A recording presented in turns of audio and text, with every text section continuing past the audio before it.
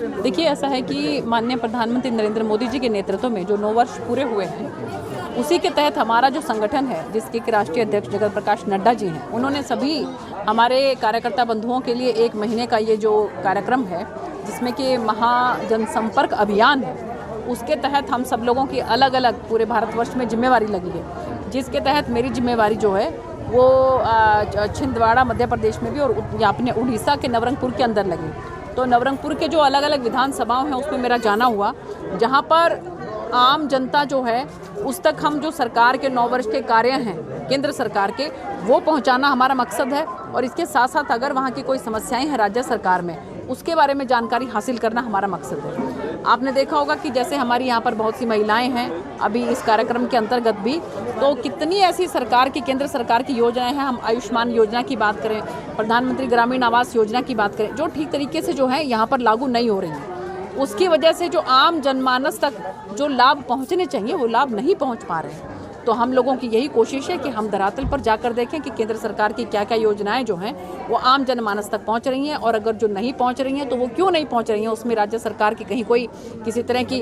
उनकी कोई दखलंदाजी या उनका कोई इस तरह से जो उनकी नेग्लिजेंसी की वजह से तो ऐसा नहीं है कि वो योजनाएं नहीं पहुँच पा रही है। तो उसी के संदर्भ में हम सब लोगों का यहाँ पर जो है जगह जगह पर, उड़ीसा के कई जगह पर हमारा प्रवास है। नहीं देखिए, आयुष्मान योजना मैंने आपको देखिए जगह जगह पर मैंने देखा कि आयुष्मान योजना जो कि 1,20,000 तक का जिनका जो है सालाना इनकम है, वो लोगों के लिए कार्ड बनता है, जिसमें 5 लाख रुपया तक का जो है उनको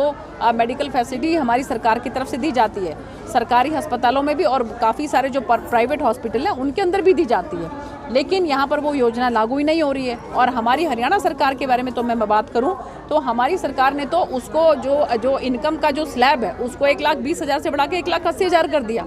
तो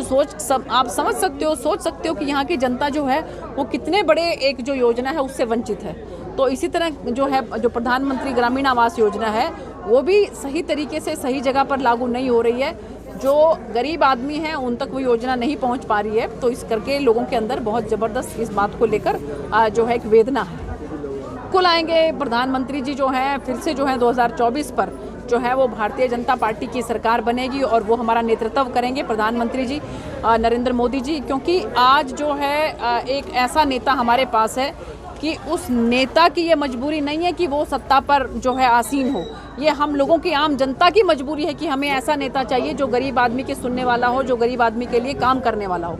तो प्रधानमंत्री नरेंद्र मोदी जी हम लोगों की आम जनता की मजबूरी है, हमें चाहिए प्रधानमंत्री नरेंद्र मोदी ही चाहिए हमें। क्योंकि उन्होंने जिस तरह से योजनाएं चलाई, महिलाओं के लिए चलाई, आम जनता के लिए चलाई, उससे जनता के मन के अंदर एक सुकून आया है कि कोई इंसान ऐसा आया है कि जो उनकी ज़िंदगी को कुछ आसान बना रहा है।